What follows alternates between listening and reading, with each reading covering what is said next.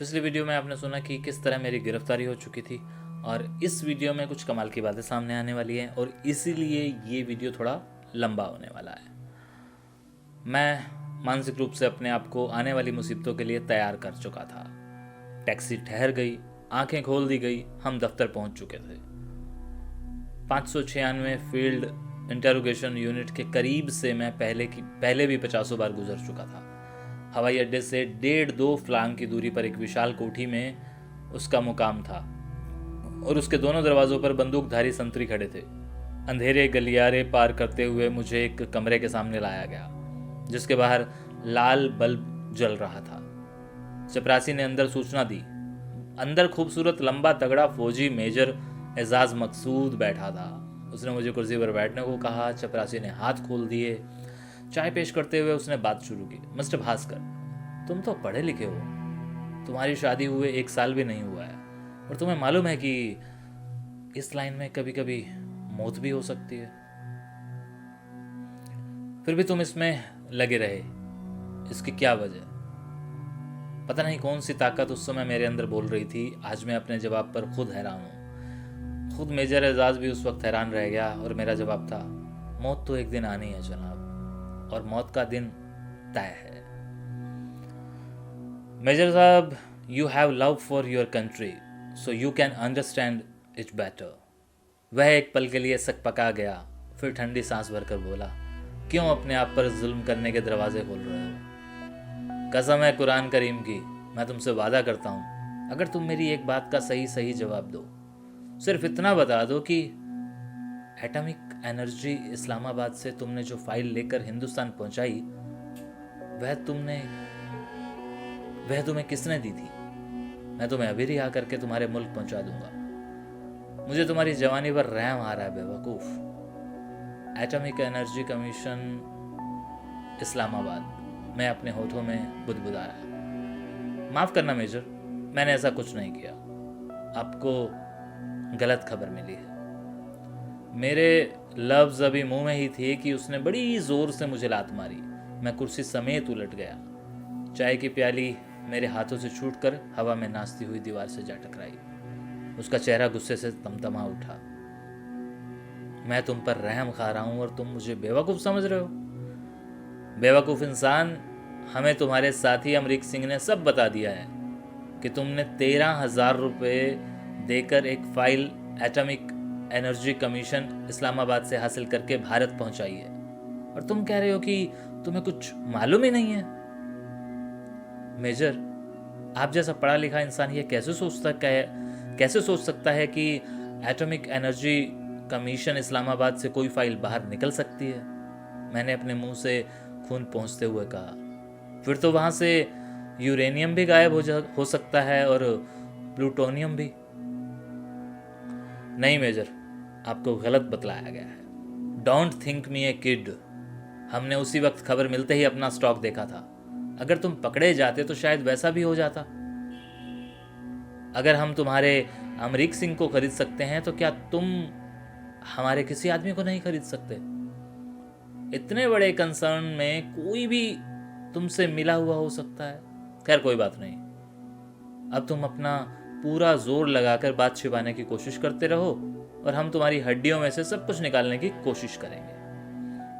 यह कहकर उसने घंटी पर हाथ मारा और गार्ड से चिल्लाकर कहा, ले जाओ इसे हवलदार अजीज के पास और उससे बोलो इसकी सफाई करे और तब तक जब तक यह मुंह खोलने को तैयार ना हो जाए, और जब हो जाए तब इसे मेरे पास ले आइएगा।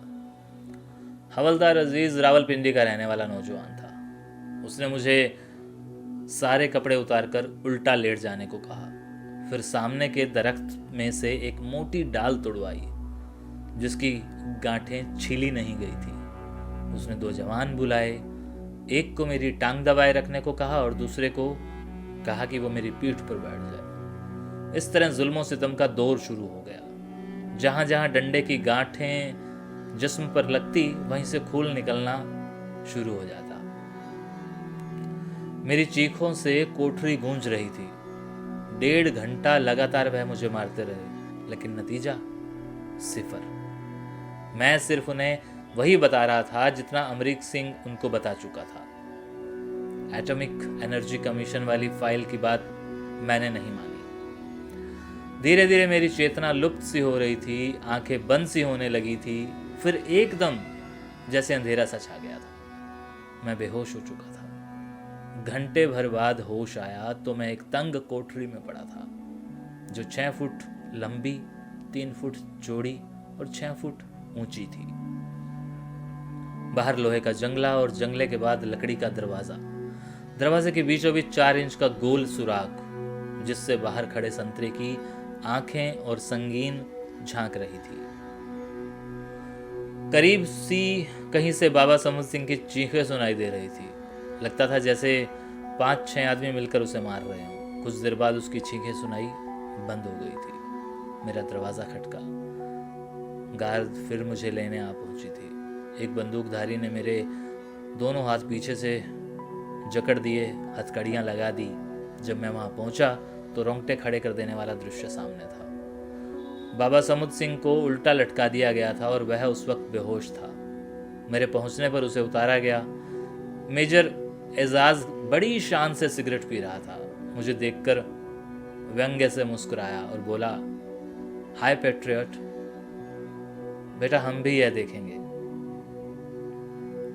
तुम्हारा हीरोइज्म कब तक चलता है। तुम जान देने पर आमदा हो तो कोई बात नहीं, हम भी तरस खाने वालों में से नहीं है। इसका जवाब न मेरे पास था न मैंने दिया। मैंने मेरे कपड़े उतरवाकर मेज पर खड़ा कर दिया गया और दोनों हाथ छत पर लटक रहे जिस्म के साथ पीछे कसकर बांध दिए गए। रस्सी ऊपर छत से एक घिरनी पर से गुजरती थी, फिर नीचे से मेज खींच दी गई। अब मैं हवा में लटक रहा था। रस्सी हाथों को काट कर कलाइयों में धंसती चली जा रही थी। यह उल्टा रस्सा जितने मोटे आदमियों को तंग करता था उतना पतले को नहीं। फिर भी ताकतवर इंसान 15 मिनट से अधिक इस पर होश कायम नहीं रख सकता था। अब जब 6 फौजियों ने मुझे पीटना शुरू किया, हर एक के हाथ में एक एक डंडा था। सूबेदार अनवर खान 1 इंच मोटी बैत से मेरे पांव के तलवों और सूबेदार मोहम्मद असलम मेरी पिंडलियों पर वार कर रहा था। अजीज हवलदार के हाथ में कपड़े धोने वाला थापा था, जिसे वह मेरे कूलों पर मार रहा था। नायक नूर खान मेरी पीठ पर डंडे बरसा रहा था और मेजर एजाज मकसूद एक बारीक शतूत की छड़ी से मेरे सिर पर वार कर रहा था। 2 सिपाही रस्से को धीरे धीरे ऊपर खींच रहे थे। ज्यों ज्यों रस्सा ऊपर खिंचता मेरी चीखें ऊंची होती चली गई। अब जिस्म पर बरसने वाले डंडों का एहसास तक नहीं हो रहा था। मुझ पर बेहोशी तारी हो रही थी। मैंने छटपटाना बंद कर दिया था, क्योंकि छटपटाने से हाथ अधिक छिलते थे।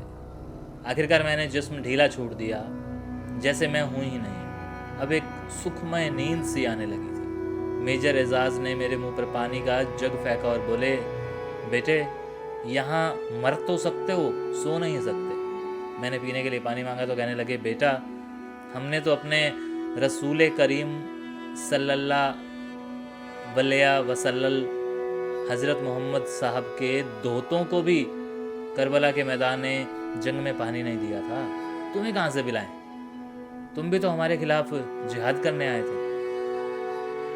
राह शहादत को कभी पानी मांगकर, कभी आंसू बहाकर, कभी चीख पुकार मचाकर क्यों दागदार कर रहे हो? हंसते हुए जामे शहादत नोश फरमाओ। यह नसीब वालों को ही नसीब होता है। पता नहीं वह कब तक क्या क्या कहता रहा, लेकिन मैं बेहोश हो चुका था। जब फिर आंख खुली तो अपने आप को कोठरी में पाया। सूरज पश्चिम की तरफ ढल रहा था। गोल सुराग से आती हुई धूप की वजह से संगीन और सलाखों की परछाई मेरे जिस्म पर बन रही थी। अभी इन संगीन और सलाखों की छाव में कितने दिन बिताने थे, यह भाग्य को पता था। अभी तो एक लंबे दुख भरे यातनापूर्ण जीवन की शुरुआत थी। जिस्म का पोर पोर दुख रहा था। कोई अंग ऐसा नहीं था जिस पर मार ना लगी हो। माँ बाप का इकलौता बेटा होने के कारण घर में कभी थप्पड़ भी तो नहीं खाया था। क्लास में सबसे अच्छा विद्यार्थी होने के नाते कभी स्कूल में मार नहीं खाई थी। कॉलेज में तो कोई मारता ही नहीं था। पता नहीं कौन सा कर्म कर बैठा था जिसकी मुझे इस समय सजा मिल रही थी। तभी एक लकड़ी का दरवाज़ा खुला, लांगरी खाना लिए खड़ा था। दाल के साथ 4 रोटियां थी, तंदूर की लगी हुई। यूनिट का लंगर पास ही था। मुझे एक प्लेट, एक मग और एक कटोरी दे दी गई। रोटी के लिए हाथ मैंने उठाने चाहे तो हाथों ने उठने से इनकार कर दिया। संतरी ने भागकर गार्ड कमांडर को रिपोर्ट दी। उसने आकर दरवाज़ा खोलकर बाहों की मालिश करवाई। बोला, उल्टा रस्सा देने से अक्सर ऐसा हो जाता है, कोई बात नहीं, अभी ठीक हो जाएगा। और सचमुच थोड़ी देर की मालिश के बाद मेरे हाथ काम करने लगे। सुबह से मैंने कुछ नहीं खाया था। मैं रोटी पर टूट पड़ा। पूछताछ करने वाले दफ्तर बंद करके जा चुके थे।